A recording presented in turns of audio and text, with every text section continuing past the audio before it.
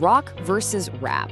Come on, you know the debate. It's an argument that has started and probably ended countless parties and road trips. But what if we could actually settle it? Well, in this explainer, we're gonna try. We're putting these two musical giants on trial to figure out which one is the superior musical achievement.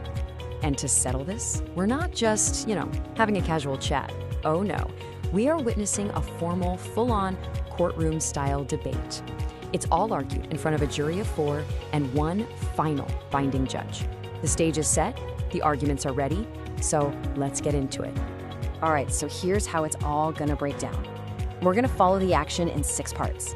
We'll start with the opening arguments, then the fiery rebuttals, all the way through to the jury's split decision, and finally, the judge's final ruling. Okay, first things first, let's meet the key players in this absolute musical showdown. So, who's arguing? In one corner, making the case that rock is the superior genre, we've got DeepSeek. And in the other corner, arguing for rap's total supremacy, we have ChatGPT, 2 heavyweights ready to go toe-to-toe. Now, their arguments are going to be weighed by a pretty unique jury. You've got Quinn, the analyst, who's all about hard evidence. Then there's Mistral, the tactician, who's focused on logical clarity.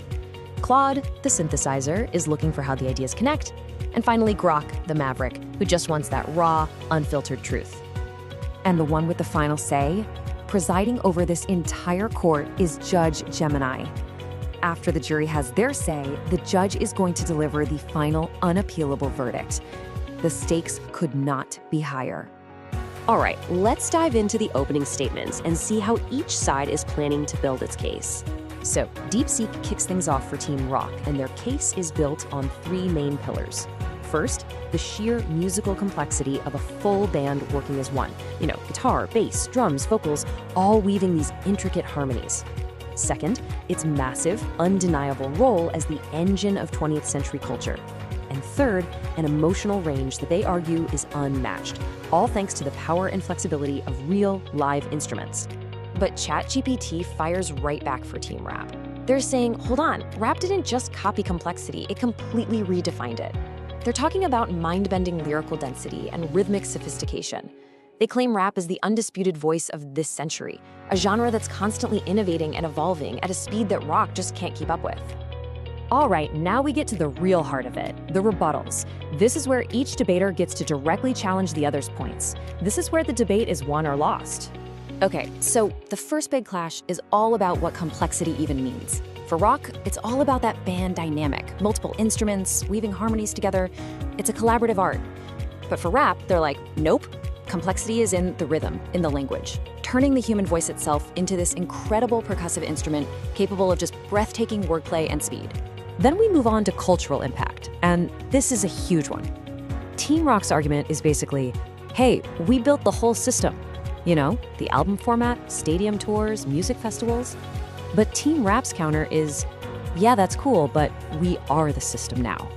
They argue that rap shapes everything today, from fashion all over the globe to the slang we all use every day.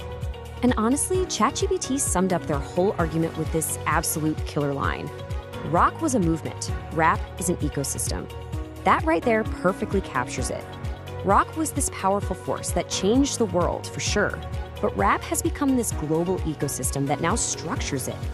So after all that, the closing arguments are made and the case goes to the jury. They all deliberated on their own, and the result? Well, it was a deadlock. I mean, a perfect 2-2 split, a deadlocked jury. Quinn the analyst and Grok the maverick, they both sided with rock. They were persuaded by the deep historical evidence and all those foundational arguments. But Mistral the tactician and Claude the synthesizer, they were convinced by rap's flawless logic on modern relevance and its ability to adapt. With the jury split right down the middle, the entire weight of this massive decision falls on one person, Judge Gemini. It all comes down to this single final ruling. And the judge was super methodical about it, breaking the whole debate down into 5 key points. Rock managed to narrowly snag a win on evidence, mostly because it had stronger academic sources. But look at this. Rap just ran the table on everything else. Argument structure, rebuttal, clarity, and coverage. Just a totally dominant performance on the art of the debate itself. And with a score like that, a 4-1 win on the criteria, the final verdict was Pretty undeniable. The motion fails. ChatGPT, arguing for rap, wins the debate. And you know, the judge pointed to this one specific line from ChatGPT as the most persuasive, most powerful moment of the entire debate. Rock built the foundation, but no one lives in the foundation. It's just brilliant. It gives rock its due, but it pivots so powerfully to rap's current lived-in relevance. That one sentence is everything. So when you boil it all down, here's why rap won. ChatGPT successfully argued about the meaning of the word better. The debate wasn't about who came first or who had more complex guitar solos. It was about who is more relevant, more adaptable, and more dominant right now. So, after this whole musical trial, what's the big takeaway from this epic clash? Well, the verdict itself kind of gives us this really powerful summary. You could say rock's legacy is totally secure. It laid the foundation for everything that came after it. But rap built the present. It's the architect of the world we're living and listening in today. But really, at the end of the day, the real winner here is just music itself, right? It's this rivalry, this tension and competition between these two titans that has pushed music forward. It's forced innovation and created a richer, more diverse world of sound for all of us to enjoy. So, the court has made its decision. But hey, a debate like this never really ends, does it?